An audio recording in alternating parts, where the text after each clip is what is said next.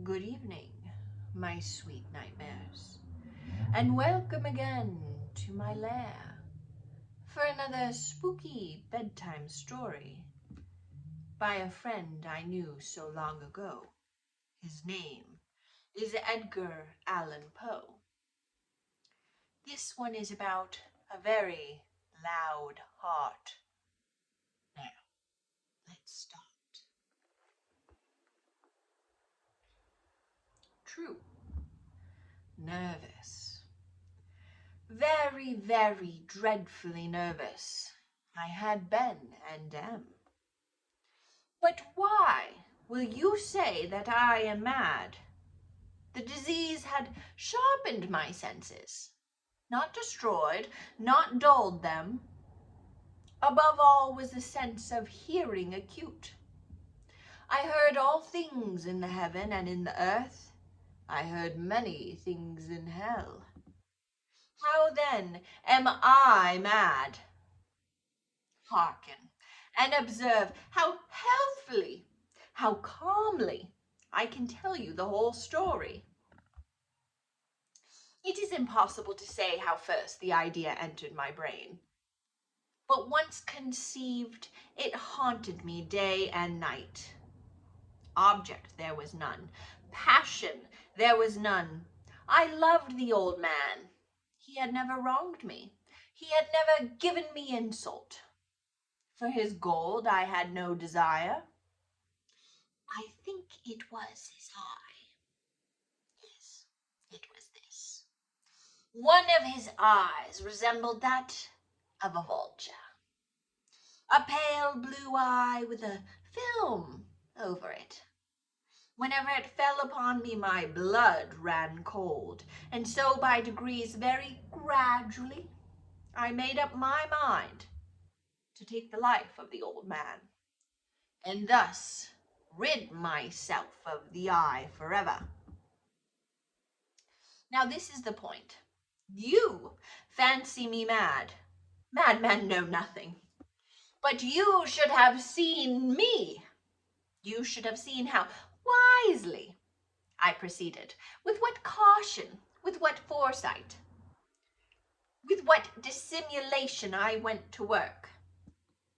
I was never kinder to the old man than during the whole week before I killed him.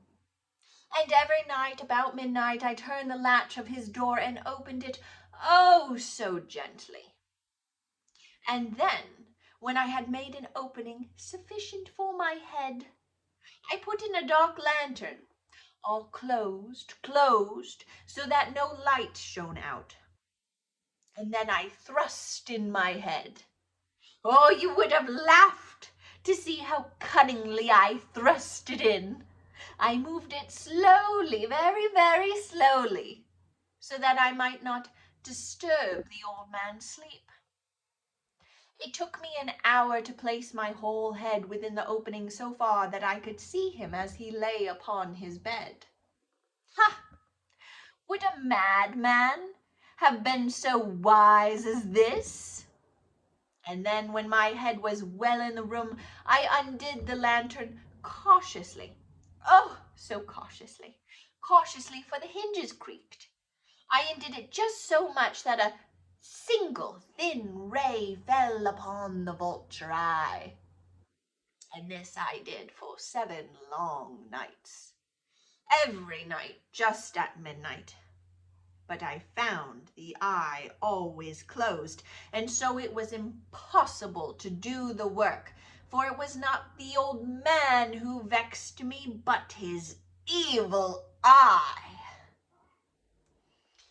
And every morning when the day broke, I went boldly into the chamber and spoke courageously to him, calling him by name in a hearty tone, and inquiring how he passed the night. So you see, he would have been a very profound old man indeed to suspect that every night, just at 12, I looked in upon him while he slept. Upon the 8th night, I was more than usually cautious in opening the door. A watch's minute hand moves more quickly than did mine.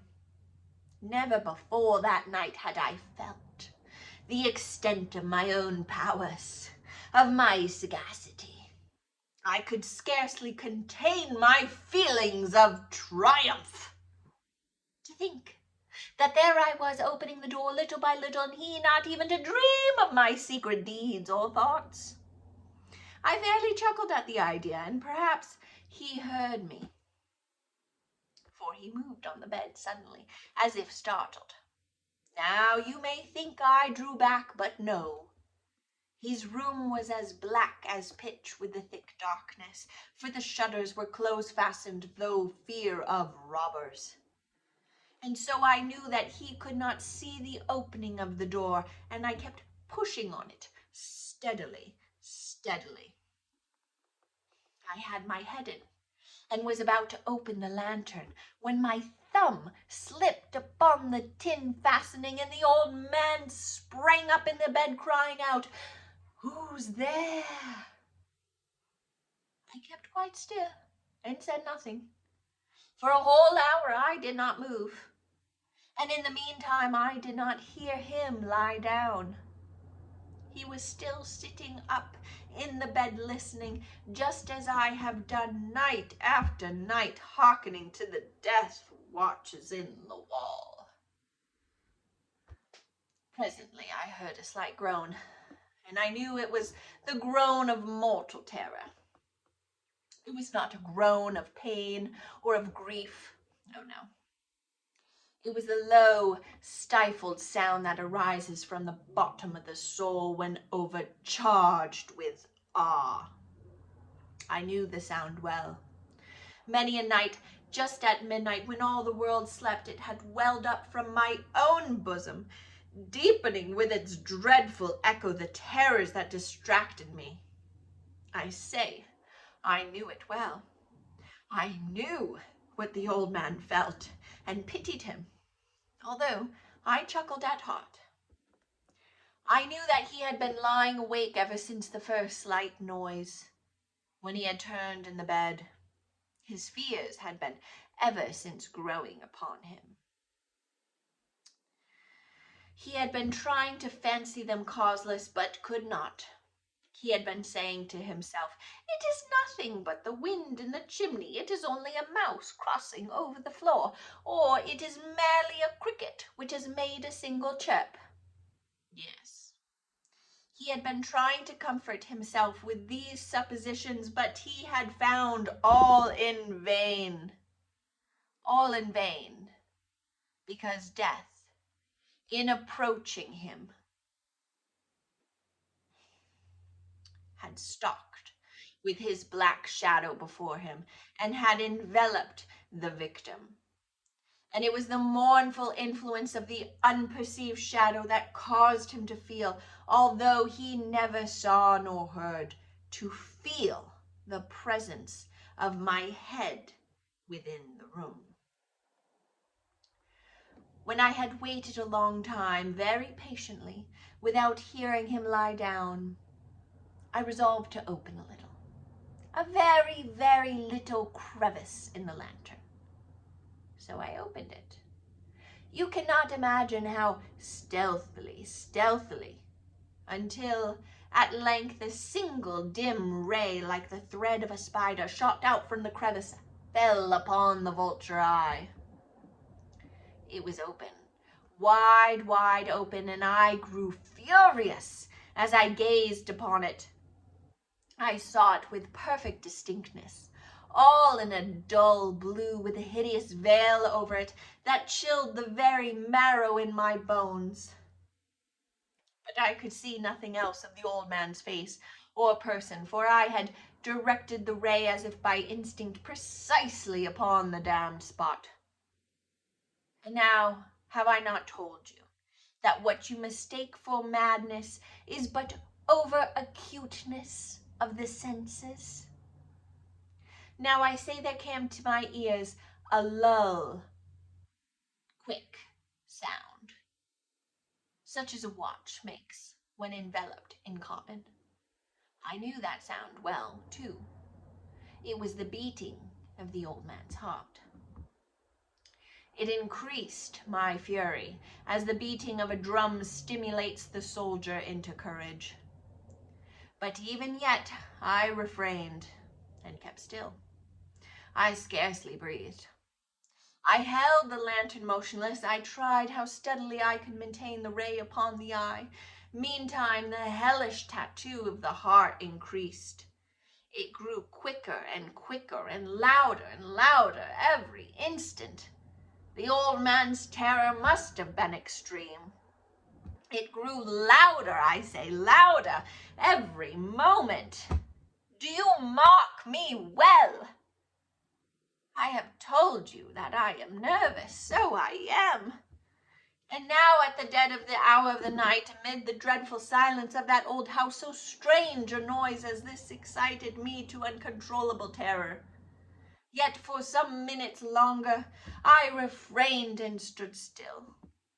But the beating grew louder.